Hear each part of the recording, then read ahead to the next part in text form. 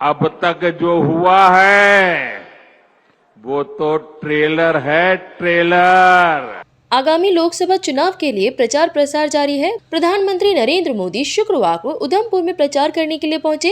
इस दौरान पीएम मोदी ने कहा कि जम्मू कश्मीर को उसका राज्य का दर्जा वापस मिलेगा और वह समय दूर नहीं जब केंद्र शासित प्रदेश में विधानसभा के चुनाव होंगे। उधमपुर से भारतीय जनता पार्टी ने यहां कांग्रेस मंत्री जितेंद्र सिंह को मैदान में उतारा है। पीएम मोदी ने अपने संबोधन में कहा कि कांग्रेस की कमजोर सरकारों ने शाहपुर कंडी डैम को 10 साल तक लटकाए रखा। इसके चलते जम्मू के गांव सूख गए थे। कांग्रेस के दौर में हमारे हक का पानी जो रावी से निकलता था वह पाकिस्तान जा रहा था।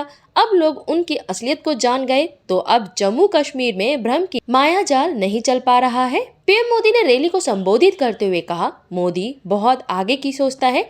अब तक जो हुआ है वह तो सिर्फ ट्रेलर है।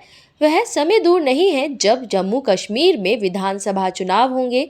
जम्मू कश्मीर को राज्य का दर्जा मिलेगा।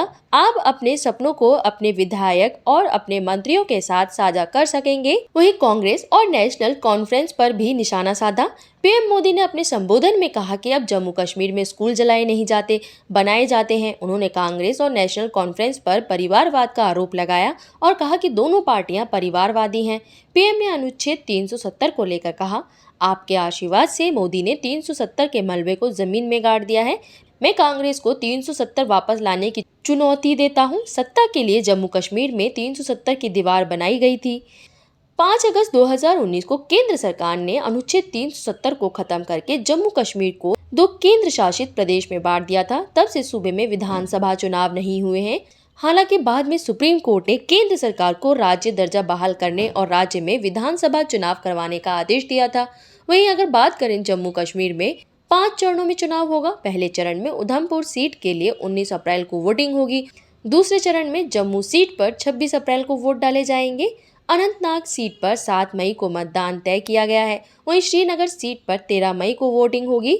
बारामूला सीट पर सबसे आखिर में 20 मई को मतदान तय किया गया है। चुनाव के नतीजे 4 जून को आएंगे। इसी तरह की खबरों के लिए बने रहे हमारे साथ। चैनल को सब्सक्राइब करना ना भूलें। बुलंद भारत।